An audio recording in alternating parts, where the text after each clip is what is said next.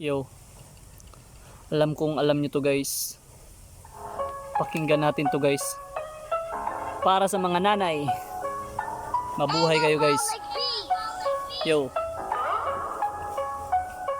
pinagsisisihan lahat ng aking kasalanan, kundi mararanasan di pa mauunawaan. Ngayon natagpuan ko ang sagot sa katanungan, mula ng bata pa laman na ng aking isipan. Ang bawat payo sa tuwing ako'y pagsasabihan, hindi pinapansin kahit alam na kabutihan. Nagsakripisyo, ginawa lahat ng paraan upang mabigyan ng magandang kinabukasan. Halos gumapang sa hirap na nararanasan, hirap na kahit minsan di man lang nasuklian. 9 na buwan kang iningatan sa iyong sinapupunan, at nang mailuwal kahit lamok di marapuan. Sagana sa lahat, damit magandang laruan, ngunit nang lumaki kung sumagot harap-harapan at sumapit na nga sa puntong pagbibinata, na tila hudyat sa paggawa ng masama. Nag-umpisa ang lahat ng sinubukang magkasyota.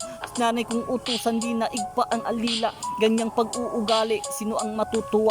Ang sarap ng buhay mo, ang nanay mo nakakaawa. Itim ang budhi ng taong di alam gumalang, magawa ang gusto, itataboy pati magulang. Papatawad pa ba ang sangkaterbang pagkukulang at kasalanan na halos di madaling mabilang? Magagawang tiisin ng magutom si inay, masunod mo lang ang nobya na lahat ibibigay. Pangyayaring kinagulat mo nang siya'y humiwalay, mundo mo'y parang sasabog, halos magpakamatay.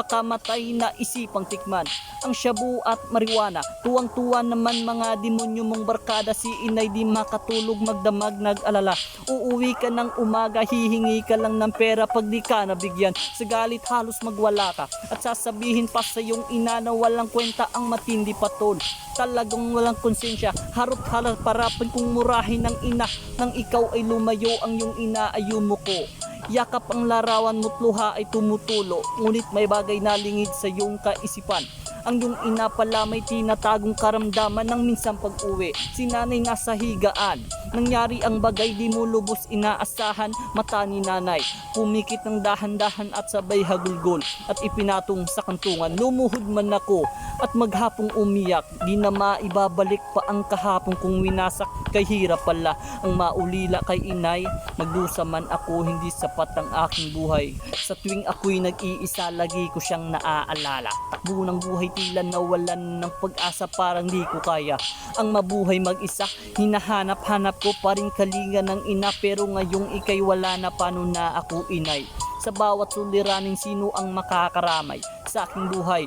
Sino pa ang gagabay? At kailan muling madarama ang yakap mo inay sa bawat oras? Si nanay ang laman ng aking isip, pagsapit ng gabi siya ang laman ng panaginip. Patawarin ako inay sa aking pagkukulang, ang aking kasalanan. Paano ba pagdurusahan ang bigat sa dibdib?